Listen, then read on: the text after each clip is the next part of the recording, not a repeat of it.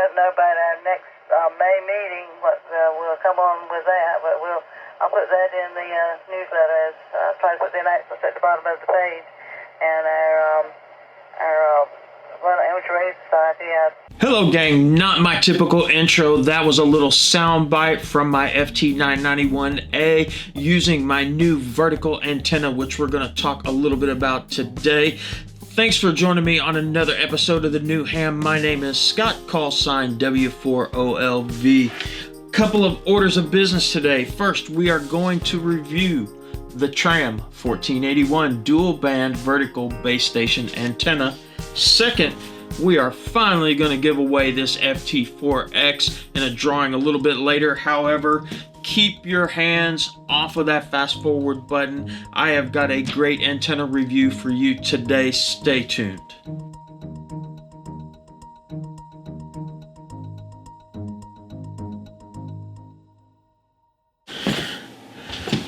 Alright gang, thanks for staying tuned. We are going to talk a little bit about the Tram 1481 dual band base station antenna.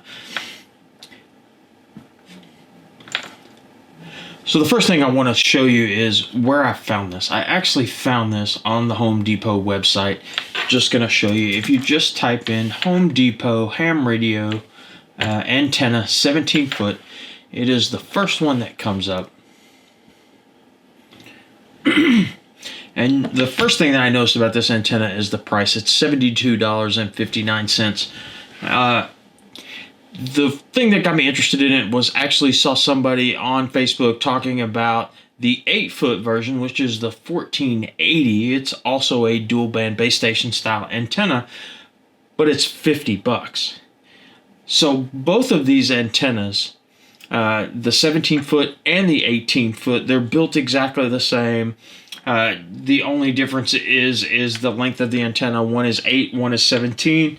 I will tell you, you cannot get the 8-foot right now, nor can you get the 17-foot. They are both out of stock currently. You can sign up to track them so that you get notified. I'm going to leave the link down in the description so that you can link to them and do just that. This antenna has a couple of specs I want to point out to you. One is it has 8.3 decibels of gain on the VHF side and 11.7 decibels of gain on the UHF side. Again, it is the one we're reviewing today is the 1481, which is 17 feet. It is the longer of the two. Comes in 3 sections. Pretty easy to put together. I will show you that in just a moment through a couple of photos. One of the other things that they talk about in the specs that they have on the sheet right here is that they tout a 1.5 to 1 maximum SWR on both bands, VHF and UHF. And one of the other things that I found very interesting is this is actually rated up to 200 watts. So you can push quite a bit of power through it if you want to reach out. The other nice thing is when looking at the customer reviews, I noticed that it does get 4.6 out of 5 stars, so it's rated very highly. 88% of the customers do recommend it. That's the 17-foot. The 18-foot is even better as far as recommendations go, and most folks are enjoying the quality to value ratio for this. That's what interested me. A high-quality antenna, a great value at $72. So we're going to exit out of here real quick, and I just want to show you a couple of pictures on how this thing goes together. It goes together relatively easily. We're going to go up to this folder right here, and you can see what you have here. So you just have a female and male end of the internal antenna components, and they're just shrouded in a fiberglass sheath, and they just simply snap, basically kind of snap together. What you do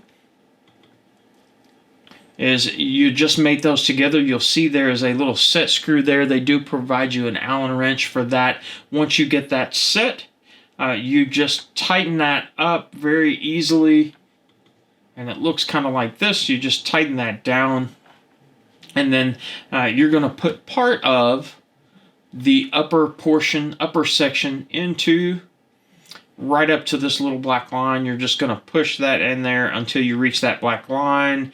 Actually, a little bit above it, you're going to come up to this little rubber ring that you see here. And then you're going to bring the collar down. If I can find the picture with the collar. And then you're just going to bring this collar down and tighten it up. And it's that way for both sections. Now, if you get the 8-foot, there's only 2 sections to put together, so you only have to do this once. If you get the 17-foot, you have to repeat the process and do it twice and bring all 3 sections together. But a very, very easy process to get the antenna mast itself together. Now, there is a base. That base comes with some hardware. That hardware is very easy. It's some U-clamps. You simply slip this tube down into here. You tighten up a couple of screws that you can see there, and it holds the tube in place. Then you can clamp it to any type of pole, whatever it is you're going to use to raise it up. I was using a telescoping tripod, and I can tell you that didn't really work out. I'll tell you why here in just a second. So very simple to go together. It also has 3 radials that just screw into a radial ring that is on the antenna, and you'll see that when I show you the full antenna in just a moment.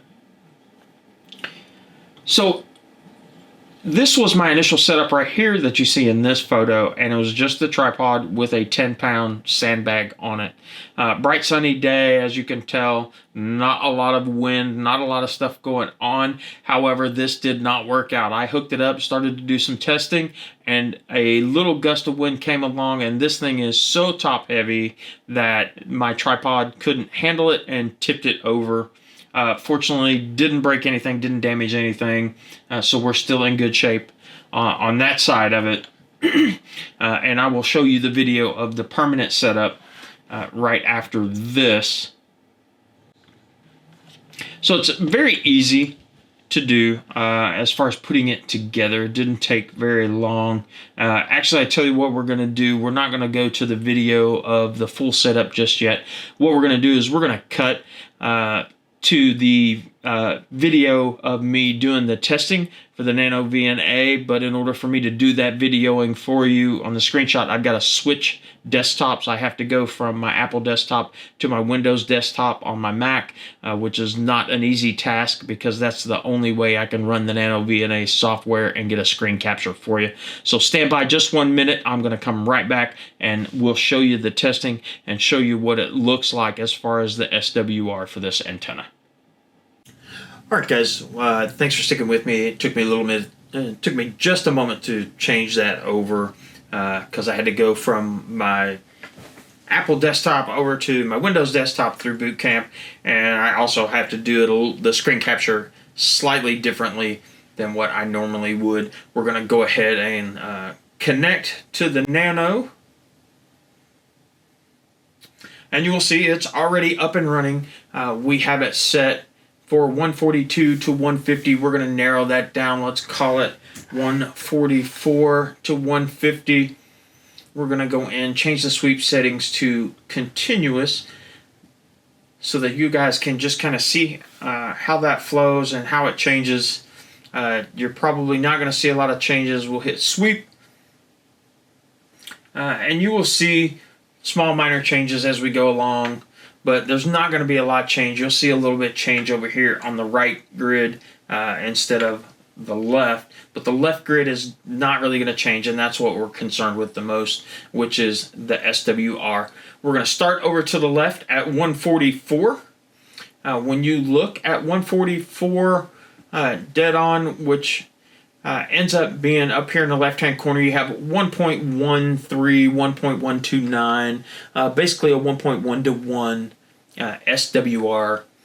So we know on that end we are in really good shape as far as the SWR. Now, as we come across, we start to see this come way up, but keep in mind we stop at 148. So if we look at the far end at 148, and this is 148.020, we're still looking at an SWR of 1.15. So really where we're working is from this 148 all the way over to 144.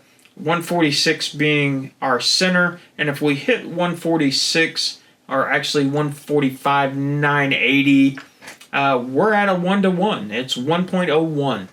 I would just call that a 1-to-1 ratio for the most part. We can look at 147. When you see 147, it's 1.08, so that I would call that a 1.1 to 1. And then again, let's hit right before 148. At 147,960, we're looking at, again, a 1.1 to 1 ratio as far as the SWR, which tells me that the signal that we're getting out, the impedance is good. We have a good match with coax. We have a good match with the antenna itself. We're going to switch over. We're going to take a look at 70 centimeters. This looks really good. It lives up to the 1.5 to 1 that they talk about in the specs. Actually, it's much better, which is makes me even happier. But we are going to change this to 420 to 450 for UHF. And we're going to start our sweep. And that will be continuous. That will run continuous as well. So at 420, we're going to come all the way over to the left here. We're going to look at it just like we did on VHF. At 420, we are 1.1 to 1. We'll look at it in the center at 435. 1.02, 1.03. We'll look at it on the far end over here at 450. 1.01. We'll just call that a 1-to-1 ratio.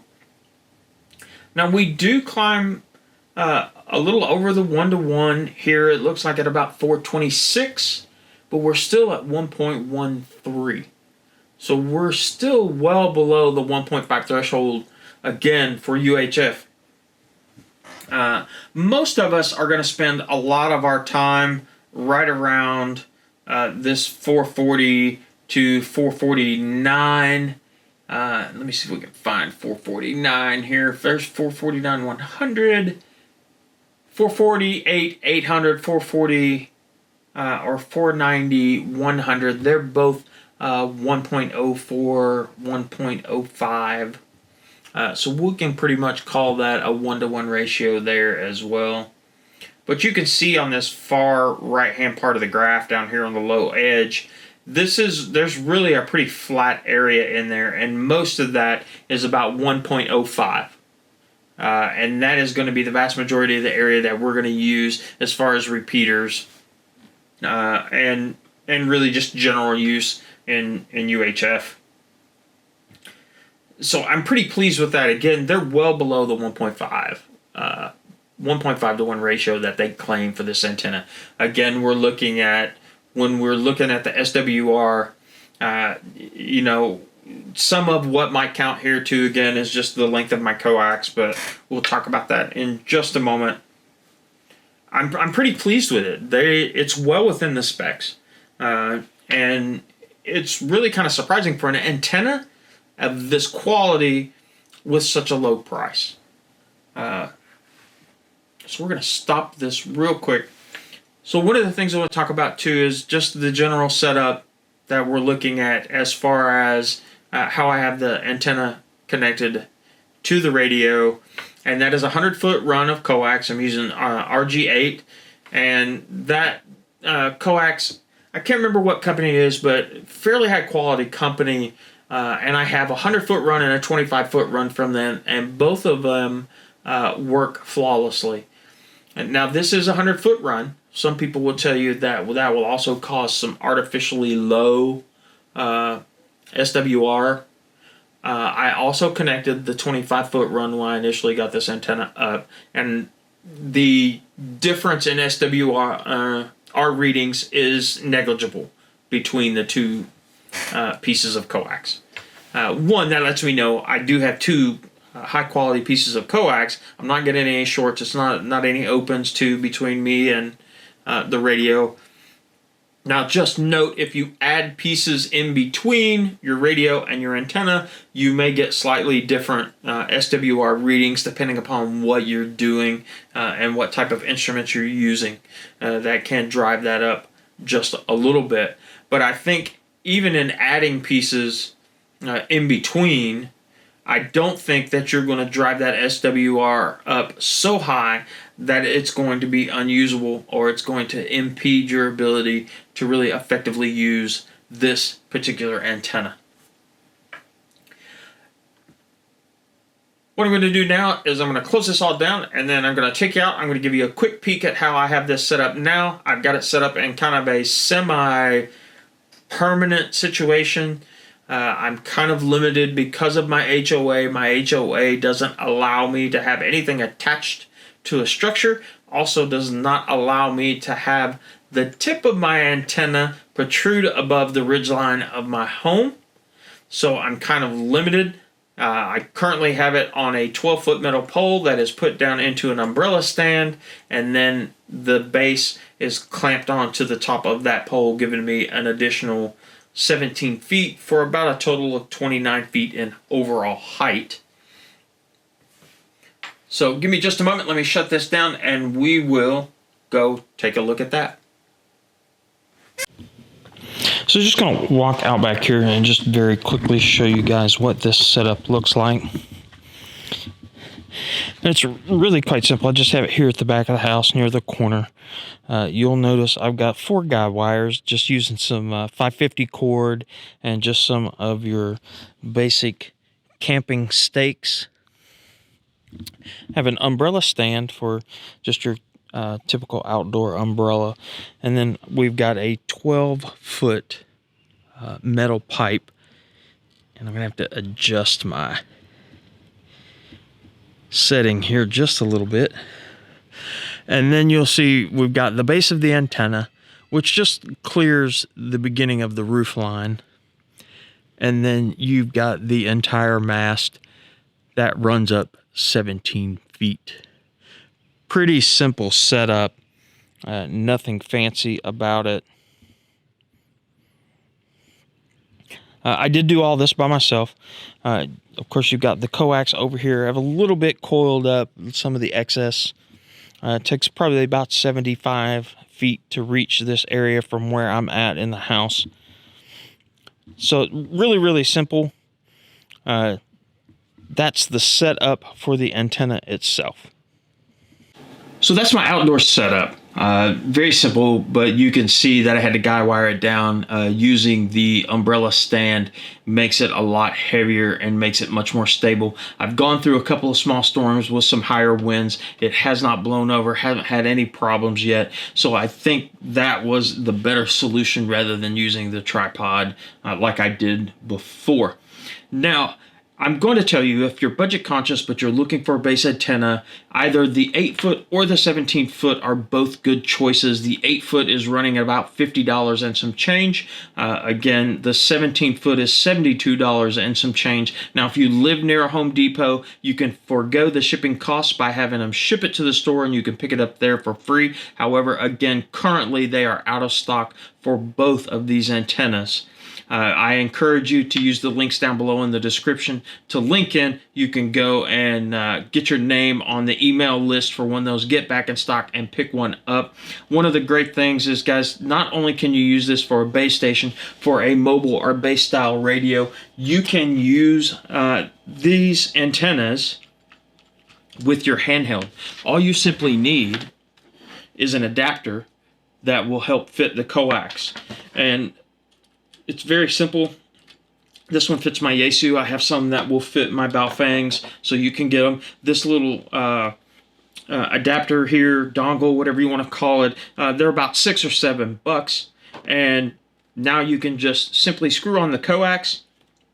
If you have a hand mic for this, you can basically sit this down and work it just like a base station. The only difference is you're going to be limited in wattage, but having the larger antenna and it being tuned so well with this Tram, you're really going to get a lot of signal out. It's going to give you the additional height. You're going to gain some distance, and you're going to make your handheld a lot more versatile. Great option if you are on a budget. Guys, I know everybody is excited to get to the drawing for the FT4X, so we're going to take a break just a moment, but I'm just going to tell you, guys, if you're looking for a budget-friendly base station antenna, the 8-foot and 17-foot Tram is the way to go. The 8-foot is the model 1480. The 17-foot is the model 1481. Get your hands on one. You won't be sorry. Give me just a moment. We're going to set up for the drawing, and then we're going to draw for this baby over here. All right, gang, it is time to give away the FT4X. I certainly do appreciate everybody entering, all of the great comments, not just the IMENs, but those folks who have been encouraging me to continue to do review videos. I appreciate your support. We have continued to grow over that time, and I want to continue to grow even more. I need your help, though. Do me a favor, hit that like button, share.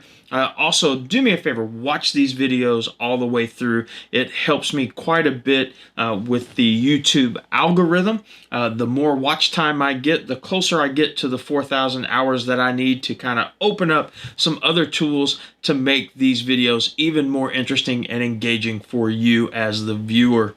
So I've already done the drawing. Unfortunately, what I forgot to do was start the video for the screen capture. However, I was able to screen capture very quickly the name, and our winner is Colby Higgs. Colby, your comment was, "I'm in, take my test in 3 weeks, can't wait to get on the air." Well, here's the great thing. We are going to get you on the air with a brand new FT4. Congratulations, folks. Leave some comments down there. Congratulate Colby. And for those of you out there who didn't win, if you already bought one of these and you have some experience, share your experience with us. Tell us what you think about the FT4. Also, if you've got any questions about it, hit us up in the comments for that with that as well. I appreciate you all tuning in, and we'll see you actually tomorrow, because that rig review that I told you about, we're going to do tomorrow. I know everybody is shut in, and we've got a lot of people staying home because of the COVID-19 virus. Folks, stay safe out there, but we're going to pump out some videos to help you pass the time. Thanks for tuning in. See you tomorrow.